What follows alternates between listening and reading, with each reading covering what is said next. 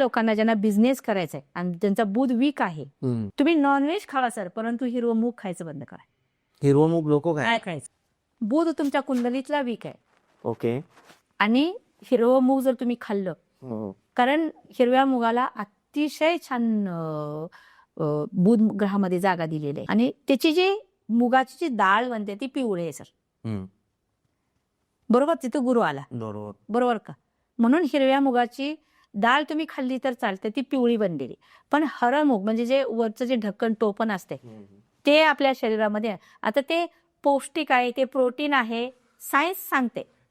परंतु लाल किताब सांगते की ते बिझनेसला जर तुम्ही हिरवं मूग खाल्लं तर तुम्हाला बिझनेस मध्ये फायदा होणार नाही. म्हणून ते पक्ष्यांना घाला, तुम्ही गाईला घाला हिरवं मूग.